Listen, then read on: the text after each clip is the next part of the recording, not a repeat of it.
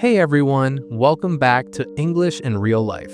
I'm Ray. And I'm Mia. Hey, Ray, how's your day going? Oh, pretty good, pretty good. I just had my morning coffee, so now I'm ready to talk. How about you? I'm doing great. I was actually just thinking about something interesting this morning. Oh yeah? What's that? Well, I was at the gym earlier, right? And I was watching people work out. And it hit me, people train their bodies at the gym, but when you're learning English, you also need to train something else. Your brain? Well, yes, but I was thinking your mouth. You need to train your mouth to speak English. Oh, that's such a good point. Yeah, your mouth muscles, your tongue, your lips, they all need practice. Exactly. It's like going to the gym, but for your mouth. You know, that's actually what we're going to talk about today. For all of you watching, if you're learning English and you're thinking, why can't I speak clearly? Or why is this sound so hard? Today's video is for you. Yes, we're going to talk about how to train your mouth to speak English. And don't worry, we're going to keep it super simple and fun. Before we start, let me just say, Mia and I are both from the United States. Mia's from California. Yep, Los Angeles, California. Sunny weather all the time.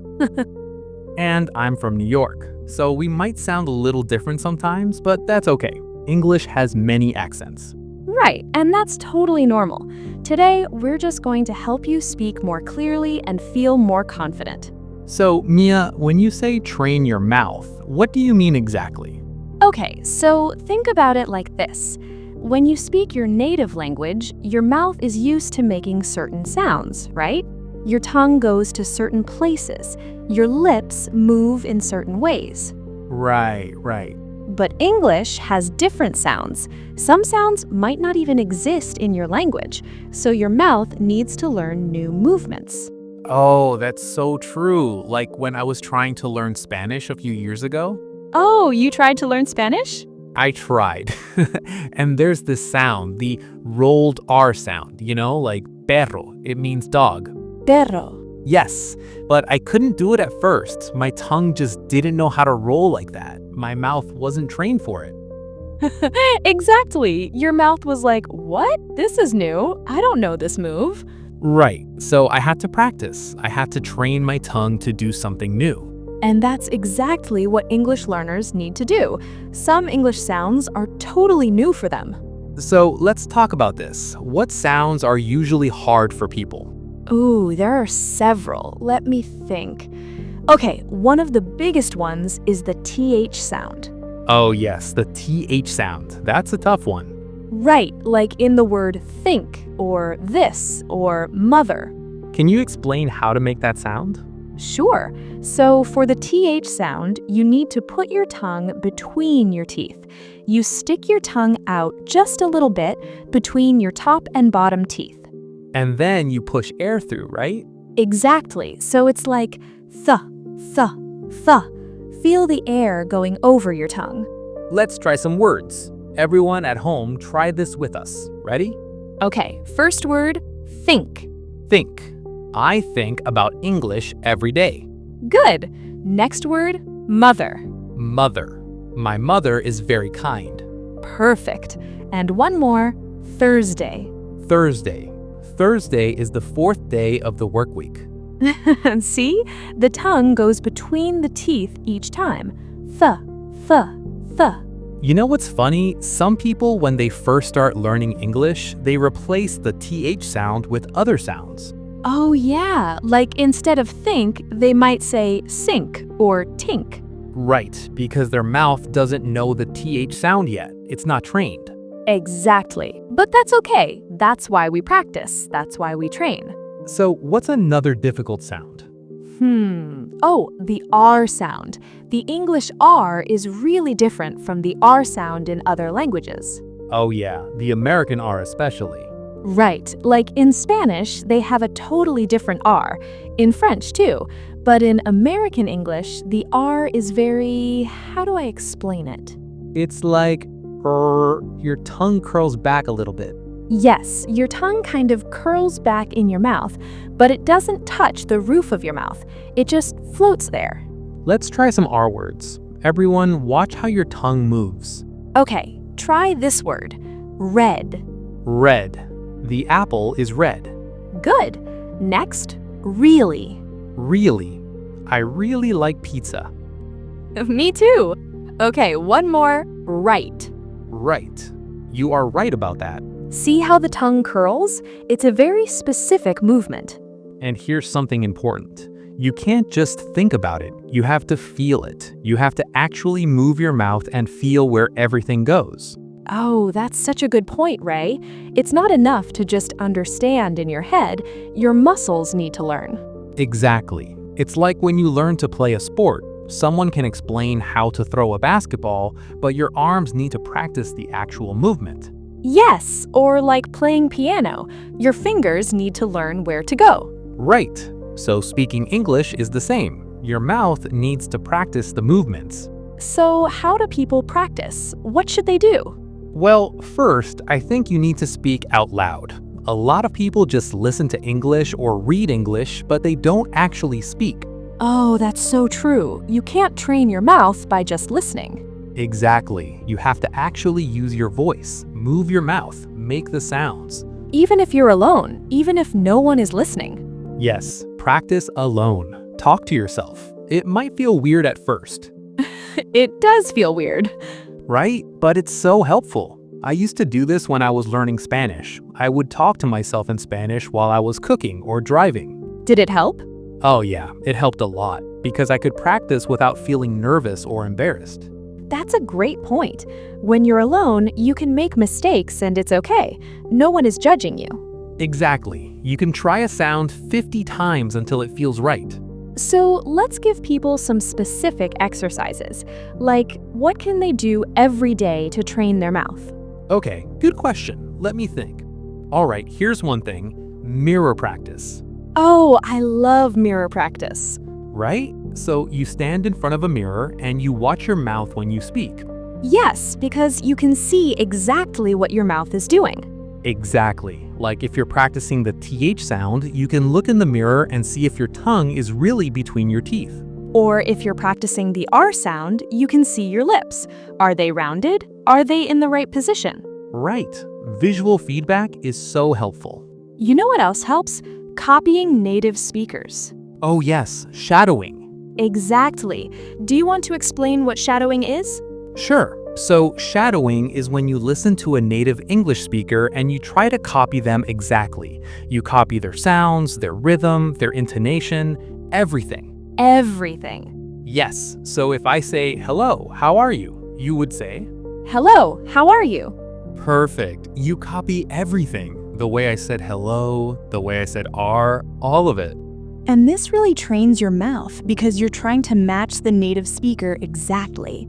Right. Your mouth is learning the natural movements of English. We should tell people start with short sentences. Don't try to shadow a long, fast speech at first. Oh, good advice. Yes, start simple, maybe just one sentence.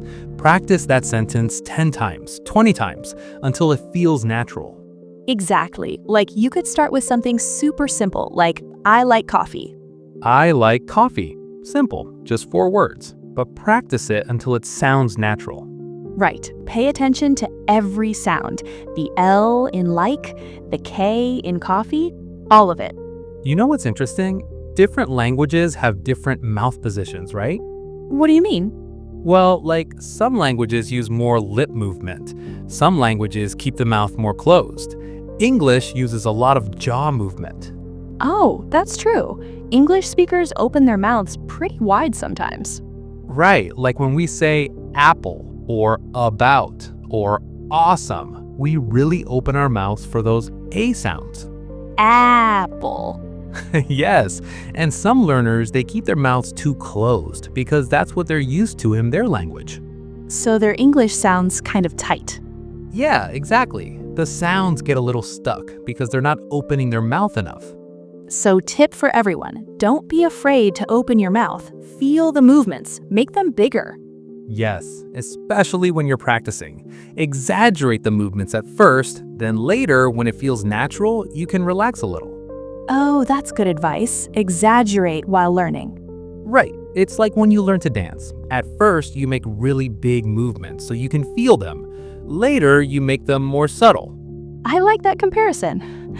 Okay, so we talked about the TH sound, the R sound. What other sounds are tricky? Oh, the L sound. The L can be hard. Yes, especially the difference between L and R. Right, like light versus right. Or lock versus rock. For the L sound, your tongue needs to touch the top of your mouth right behind your front teeth. Yes, touch the roof of your mouth. Feel it? L. Your tongue is up. But for the R sound, remember, your tongue doesn't touch anything. It curls back. So different positions. Let's practice. Everyone say light.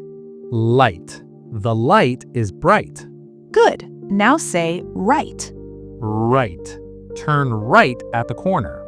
Feel the difference? For light, your tongue goes up. For right, your tongue goes back. This is why we say you need to train your mouth. Your tongue needs to learn where to go. Exactly. And it takes time. That's okay. Be patient with yourself. Oh, that's important to say.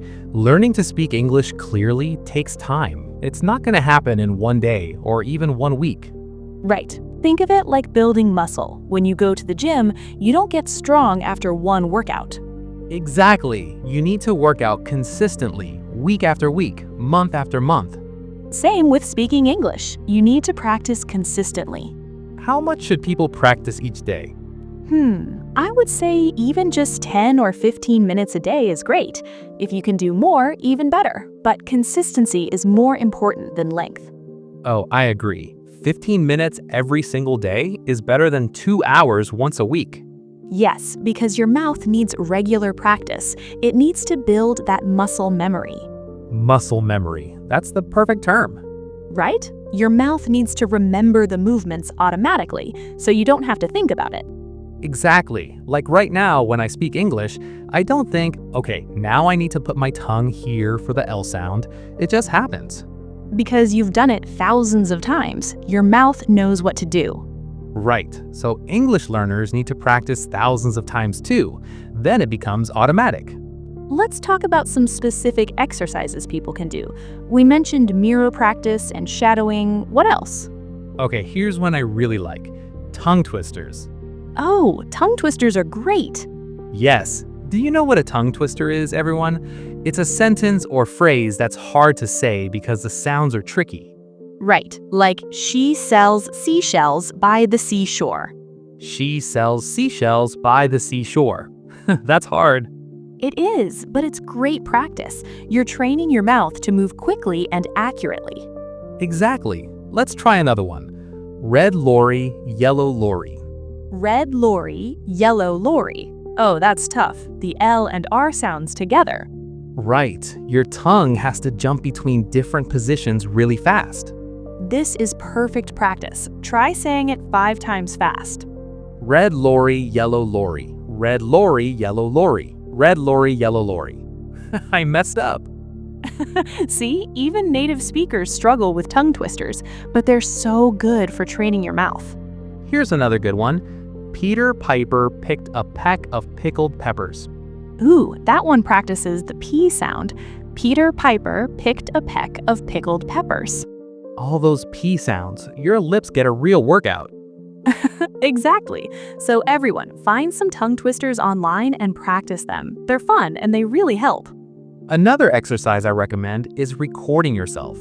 Oh yes, recording is so important. Right? Because when you record yourself and listen back, you can hear what you actually sound like. And sometimes it's different from what you think you sound like. Exactly. Like you might think you're saying something correctly, but then you listen to the recording and you're like, oh, that's not quite right. So then you can practice that specific sound again. Yes, and you can also compare your recording to a native speaker. Like record yourself saying a sentence, then listen to a native speaker saying the same sentence. What's different? That's really good practice. You can hear the differences clearly. And you don't need any special equipment either. Just use your phone. Right, everyone has a phone. Just use the voice recorder app. And you don't have to share it with anyone. It's just for you, for your practice. Yes, no pressure. Just record, listen, and learn. Mia, what about the sounds at the ends of words? That's hard for some people, right? Oh, yes, ending sounds. This is a big one. Can you explain? Sure. So in English, we often have consonant sounds at the ends of words, like book, it ends with a K sound, or glass, it ends with an S sound. Right, and in some languages, words don't really end with consonants, or the consonants are very soft. Exactly. So some learners, they drop the ending sounds, like instead of book, they might say boo. Instead of and, they might say an. And that can make it hard to understand them. Right, because the ending sounds are important in English. They help us understand the meaning. So tip for everyone, pay special attention to the ends of words. Don't drop those sounds. Yes, finish the word completely, like test. Don't say test, say test. Feel that final T. Test. The final T is important. Right, or hand. Make sure you say the D at the end. Hand. Hand. Feel the D. Exactly. Practice ending your words clearly. Here's a good exercise for that. Make a list of words that end with different consonants. Practice each one. Really emphasize the ending. Oh, good idea. Like words ending in T, cat, sit, eat, wait. Words ending in D, good, sad, read, played. Practice those endings. Make them clear. And remember, you might need to exaggerate at first. Make the ending sound really strong. Later, it will become more natural. Right, we talked about that before. Exaggerate while learning. Right. It's like when you learn to dance. At first, you make really big movements so you can feel them. Later, you make them more subtle. I like that comparison. Okay, so we talked about specific sounds, exercises, practice methods. What about accent? Ah, accent. This is an interesting topic. Right? Because everyone wants to know, do I need to sound like a native speaker? That's a great question. What do you think, Ray? Honestly, I don't think you need to sound exactly like a native speaker. The goal is to be clear and easy to understand. I totally agree. Having an accent is totally okay. Right. I mean, I have a New York accent. You have a California accent. People from Texas have a different accent. People from England have a different accent. Exactly. Everyone has an accent. That's normal. So if you're learning English and you still have an accent from your native language, that's okay, as long as people can understand you. Right. The goal is clear communication. That being said, some accents can be very strong and make it hard for people to understand. So you do want to work on clarity. Yes, work on pronouncing sounds correctly. Work on speaking clearly, but don't stress about sounding exactly like an American or exactly like a British person. Exactly. Focus on being understood. And you know what? When you speak English with an accent, it's actually kind of cool. It shows where you're from. It's part of your identity. Oh, I love that. Your accent is part of your story. Right, so don't try to hide it. Just work on speaking clearly. That's really good advice. Okay, so we've talked about specific sounds, exercises, practice methods. What about rhythm and intonation? This is part of training your mouth too. Yes, English has a specific rhythm. Right, it's not just about individual sounds, it's about how words flow together. Exactly. Like in English, we stress certain words in a sentence. Can you give an example? Sure, like if I say, I love pizza, I would stress the word love and the word pizza. I love Yes, the important words get stronger. The small words like I are softer. Right, so it's like, I love pizza.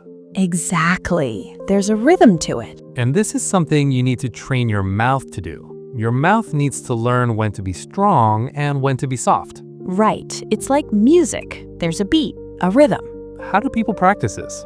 I think the best way is to listen to native speakers and notice the rhythm. Which words do they stress? How does it sound? And then practice copying that rhythm. Yes, shadowing helps with this too. When you shadow a native speaker, you copy their rhythm and intonation. Right, you're not just copying the words, you're copying the melody of the speech. The melody of the speech, I like that. Thanks. But it's true, right? English has a melody to it. It does. And when you match that melody, you sound more natural. Exactly. Your English sounds more smooth, more fluent. So, everyone, pay attention to rhythm, not just individual sounds. Let's talk about speaking speed. A lot of learners try to speak too fast, right? Oh, yes. They think they need to speak fast to sound fluent. But that's not true. No, it's better to speak slowly and clearly than to speak fast and make mistakes. Exactly. Even native speakers don't always speak super fast. Right. Like right now, we're speaking pretty slowly and clearly because we know people are learning. But even in normal conversation, it's okay to speak at a moderate speed. Yes, take your time. There's no rush. And here's the thing, when you're training your mouth, you need to start slow. Oh, absolutely. You can't train your mouth to do something fast if it can't do it slow. Exactly. Learn the movement slowly first. Get it right. Then you can gradually get faster. Right. Like if you're practicing the TH sound, don't rush it. Do it slowly. Think. This. Feel every movement. Then, after lots of practice, it will naturally get faster. Exactly. Speed comes from practice, not from rushing. So, tip for everyone, speak slowly. Slow is okay. Slow is good. Yes, slow and clear is better than fast and confusing. You know what else helps with training your mouth? What? Reading out loud.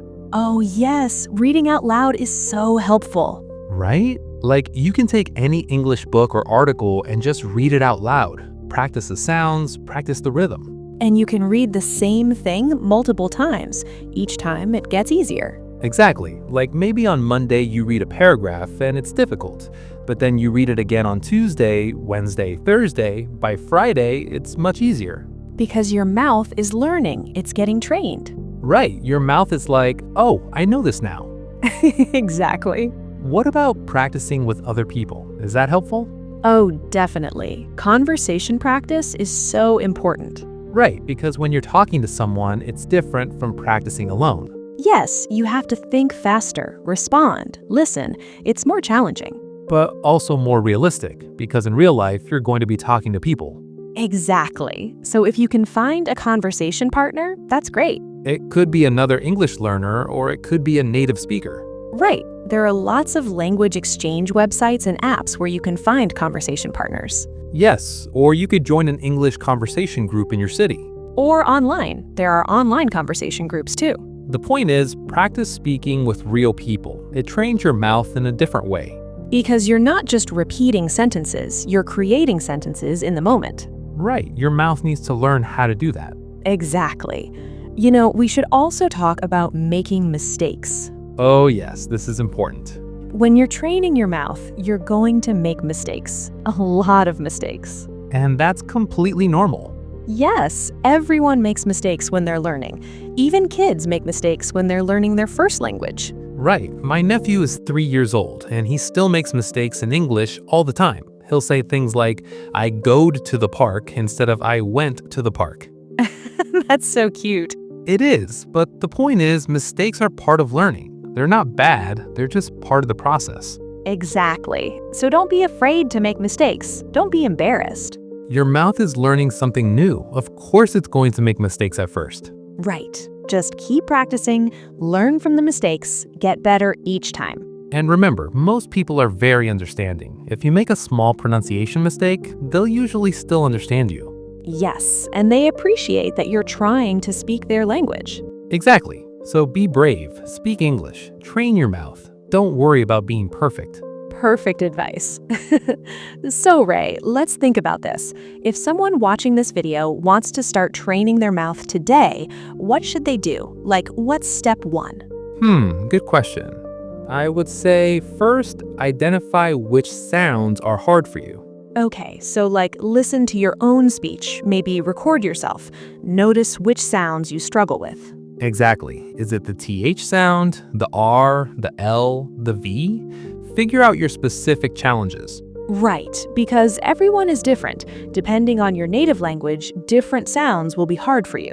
Exactly. So identify your personal challenges first. Okay, so that's step one. What's step two? Step 2, learn the correct mouth position for those sounds. So, like, watch videos, look in a mirror, figure out where your tongue should go, where your lips should be. Yes, understand the mechanics. How does your mouth need to move? Great. And step 3? Step 3, practice those sounds every day. Start with individual sounds, then words, then sentences. Okay. And step 4? Step 4, use those sounds in real conversation. Talk to people. Use the language. Perfect. So it's like identify, learn, practice, use. Exactly. 4 simple steps. I like that.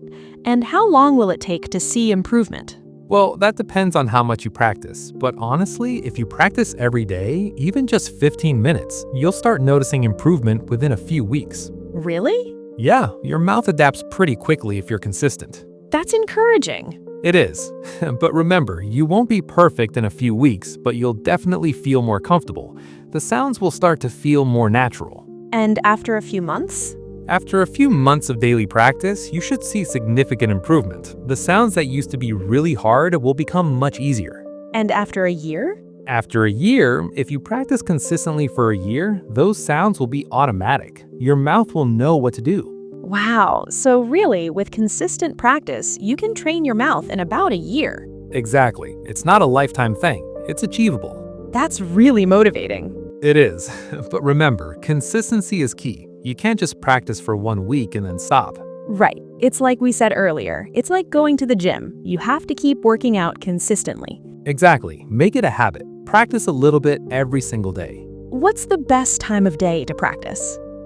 I don't think it matters too much. Whatever works for your schedule. Some people like to practice in the morning, right? Like as part of their morning routine. Yes, morning is good because your mind is fresh. You can practice while you're having breakfast or getting ready for work. Other people might prefer evening, maybe before bed. Right, or during lunch break, whenever you have 15 minutes. The important thing is just to do it. Find time every day. Exactly. Make it a priority. You know what else I think is important? What? Celebrating your progress. Oh, I love that. Right? Like when you notice that a sound is getting easier, celebrate that. Be proud of yourself. Yes, learning a language is hard work. You deserve to feel good about your progress. Exactly. Maybe keep a journal. Write down what you practiced each day. Note when things get easier. Oh, that's a great idea. You can look back and see how far you've come. Right. Sometimes we don't notice our own progress because it's gradual, but if you write it down, you can see it clearly. I love that. You know, Ray, I think we've covered a lot today. We have. We talked about so many things. We talked about specific sounds, exercises, practice methods, rhythm, speed. Yeah, we really went deep. So, should we wrap up? Give everyone a final message? Sure, let's do that. Okay, so everyone who's watching this video, here's what I want you to remember. Your mouth is like any other muscle. It can be trained. Right, you can train it to speak English clearly and naturally. It takes time and practice, but it's definitely possible. You don't need any special talent, you just need consistency. Practice a little bit every day, even just 15 minutes. Use the exercises we talked about: mirror practice, shadowing, tongue twisters, recording yourself. Find what works for you and stick with it. Don't be afraid to make mistakes. Mistakes are how you learn. Be patient with yourself. Celebrate your progress. And remember, having an accent is okay. The goal is to be clear and understood, not to be perfect. Exactly. Just focus on communicating clearly. Your mouth can learn this. Trust the process. And you know what? We believe in you. We really do. You can do this. So start today, right now. Pick one sound that's hard for you and practice it.